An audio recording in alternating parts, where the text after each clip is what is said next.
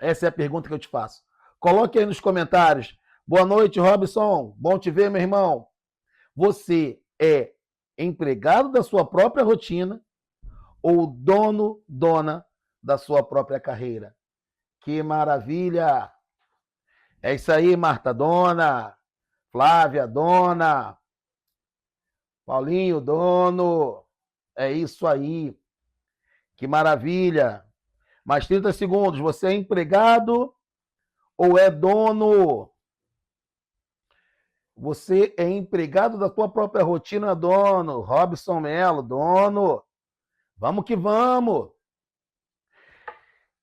Dona da minha própria carreira, Drica Diniz, é isso aí. É isso aí. Luziene, dona. Maravilha, coisa boa, coisa boa, coisa boa. Um vendedor operacional, ele acorda perguntando: o que eu vou fazer hoje? Para quem eu vou ligar hoje? Para quem eu vou vender hoje? O CEO acorda perguntando: o que vai aproximar a minha empresa do meu objetivo? E existe uma diferença enorme entre essas duas pessoas, entre o dono e o empregado. Por quê? Porque o dono constrói, o empregado trabalha. Vou repetir: o dono constrói, o empregado trabalha.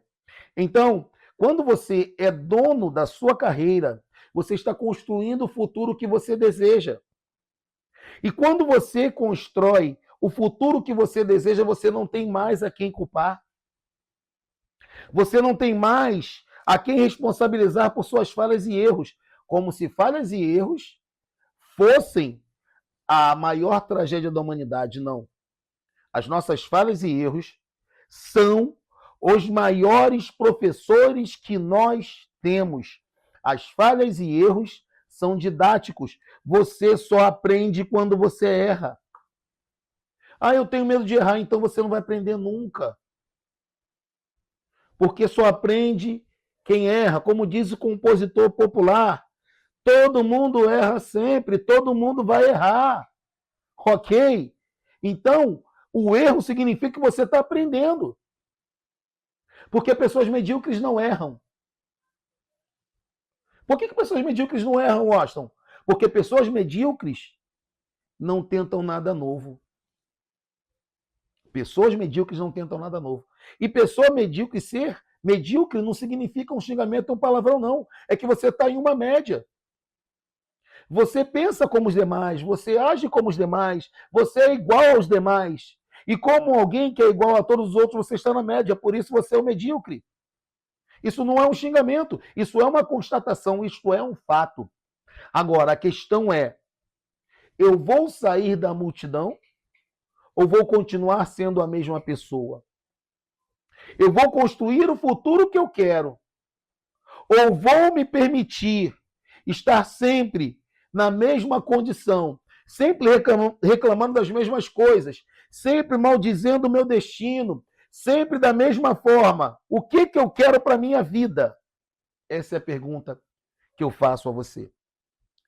Quem é dominado pelos ventos e circunstâncias, infelizmente, vai ter que aceitar o que as circunstâncias e os ventos trouxerem para ela. E normalmente essa pessoa vive apagando incêndio. Agora anote esta frase. Você aí do Instagram, você aí do YouTube. Quem vive apagando incêndio nunca constrói um império. Eu vou repetir para dar tempo de você anotar. Quem vive apagando incêndio nunca constrói um império. O que você está falando, Washington? Meu irmão, minha irmã, meu amigo, minha amiga. Existem muitos problemas, existem muitas lutas que você vai enfrentar. Existem muitas coisas difíceis que você vai ter que resolver. Só tem um detalhe. Isso dá trabalho. Dá trabalho? Dá trabalho. Se diferenciar, pensar diferente, dá trabalho, mas muito, muito, muito trabalho mesmo. Ok? Só que eu tenho uma boa notícia para te dar. Você não precisa trabalhar mais, você precisa trabalhar melhor. Você precisa de equipes. Você precisa de pessoas que te ajudem a crescer e desenvolver. Você precisa de pessoas para ir além. Eu tenho falado nos meus cursos, nas minhas aulas e nas minhas mentorias. Você não precisa trabalhar mais. Você precisa trabalhar melhor. Na nossa última imersão, nós vimos isso. Alguém que estava no operacional, focando, deve estar aqui entre a gente essa pessoa. Se não está aqui, daqui a pouco estará. Eu falei, cara, por você não ir lá e não ajustar, seja bem-vinda, Graciele, e não ajustar aquilo que você precisa ajustar, o que vai acontecer nessa história é que simplesmente você está perdendo por mês 30 mil reais. 30 mil reais de faturamento. O que é isso? Por que eu cheguei a esse número? Eu fiz uma conta com a pessoa. Isso aqui, isso aqui, isso aqui, isso aqui. Quanto você está perdendo? Tanto. Você está perdendo isso aqui por mês e tal, você está perdendo isso aqui por ano. Porque uma pessoa optou por não fazer o que precisava fazer. Então, se você vive apagando incêndio, você nunca vai construir um império. Mas existem duas entidades distintas e, ao mesmo tempo, simbióticas. O que eu estou querendo dizer? Elas são diferentes, mas, ao mesmo tempo, uma depende da outra. Que entidades são essas, Washington? É o teu CPF e o teu CNPJ. Você é um indivíduo, você tem um cadastro de pessoa física. Logo, o teu CNPJ é quem vai determinar os rumos do teu CNPJ, do teu Cadastro Nacional de Pessoa Jurídica. Entenda que o mercado mudou. Eu vejo ainda hoje, no ramo de venda de planos de saúde, seja bem-vindo, Carlos Augusto, no ramo de venda de planos de saúde, corretores, vendedores, vendendo como se vendia há 20, 30 anos atrás. Eu vejo no ramo de imóveis, eu vejo no ramo financeiro, eu vejo no ramo de varejo, em diversos ramos de varejo também. Eu vejo no mercado de secos e molhados pessoas trabalhando como se trabalhava há 30 anos.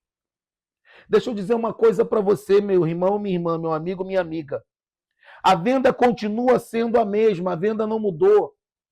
As técnicas de vendas, melhor dizendo, são as mesmas há um bom tempo.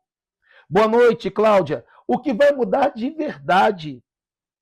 O que vai mudar de verdade é o produto, mas as técnicas são as mesmas. Todavia, o mercado mudou.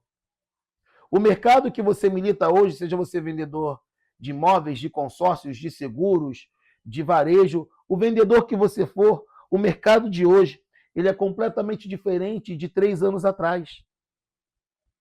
Há 3 anos atrás, se você parar para pensar e puxar um pouquinho, parece que você vivia no século retrasado ou no século passado. Tudo mudou.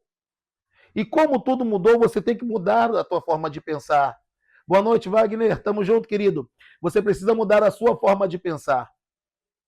E se esse mercado mudou, cada vendedor hoje é uma empresa. E deixa eu dizer uma coisa para você. A história, o tal do eu não tenho jeito com vendas é uma mentira, uma falácia. Por que, Washington, que é uma mentira, uma falácia? Porque todos somos vendedores. Vendas não é sorte. Vendas é matemática. Seja bem-vinda, Michelane. Vendas são métricas, são médias. Então, todos somos vendedores. Esse é o movimento que eu tenho me engajado. Todos somos vendedores. Em algum momento, você está vendendo algo. Em algum momento, você está vendendo alguma coisa. A grande questão é que as pessoas acham que vender sempre envolve dinheiro. Num primeiro momento, não. Aliás, o fator dinheiro é uma das últimas grandezas que entram na escolha. Eu ainda tenho visto vendedores que vendem preço e não valor. E é exatamente por esses vendedores venderem preço e não valor que eles vendem menos do que aqueles que vendem valor. Ok? Então, se cada vendedor é uma empresa, você precisa de um marketing, de um financeiro, de um comercial, de um relacionamento, de um pós-venda. Aqui no pós-venda está um grande segredo. Quando o teu funil de vendas vira uma ampulheta, se você participou da imersão do desafio PV15, você sabe do que eu estou falando. Quando eu falo sobre isso, as pessoas não entendem. As pessoas acham que a venda é o fim. Não, a venda é o começo. Você precisa, como uma empresa, de posicionamento, de marca, de networking. Só que tudo isso depende de você. É isso aí, Flávia. Tamo junto, vamos para cima. Tudo isso, todas essas áreas que eu falei, financeira, administrativa, pós-venda, relacionamento, marca, posicionamento, networking, comercial, financeiro, tudo depende de você. Entenda que você não vende apenas um produto, você administra um negócio chamado... O negócio que você administra se chama Flávia, Adriana, Graciele, Cláudia, Adriana, Marta Stanice, Michelane, Elaine Priscila. Tá aí, Gustavo, nosso querido, nosso gênio aí da internet, nosso social media. Esse cara é brabo, esse aqui é brabo. Gustavo chegou aí. Então, você administra um negócio que leva o seu nome. E todo CEO ele tem 4 chapéus. Quais chapéus são esses? E esses chapéus, se você é dono do seu negócio, se você é o diretor do seu negócio, se você é o dono do seu futuro, dos seus projetos, você precisa, em alguns momentos, usar esses 4 chapéus. Quem é método PV15, quem é desafio PV15, sabe que existem 5 passos para toda venda. Mas eu vou voltar aqui para os chapéus do CEO, depois a gente volta no método. O que eu estou querendo falar? Primeiro, o chapéu de um diretor, de um CEO, diretor comercial. E esse diretor comercial, ele prospecta, ele apresenta, ele negocia, ele fecha. Estamos iniciando, lá na nossa querida âncora, a Escola de Formação de Vendedores, EFV. Todos somos vendedores, não somos? Então, EFV, Escola de Formação de Vendedores, onde eu vou chegar com o cara vai chegar zero, cru, e eu vou sentar com ele, olha só, isso aqui, é isso aqui, é isso aqui, é isso aqui, tu vai fazer isso aqui. E no final, eu vou sentar com esse cara e vou falar assim, olha só, tá aqui uma lista de contatos possíveis de clientes interessados, ok? Ok.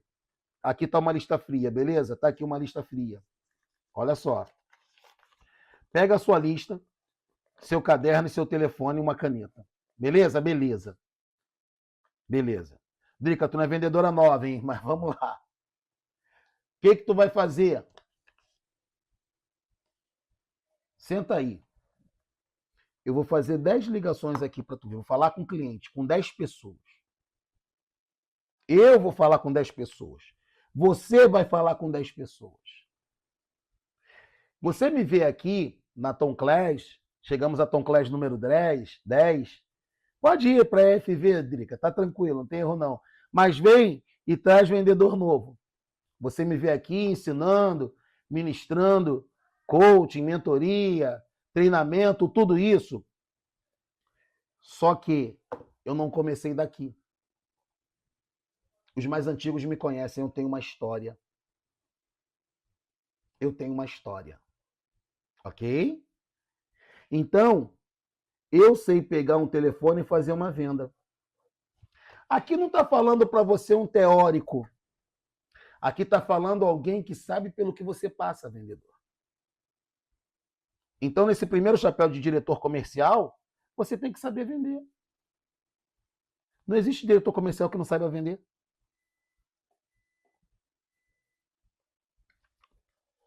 Então, vou fazer isso na FV. Não é para me exibir, não. É para mostrar que a venda ela não pode sair do teu sangue. Ok?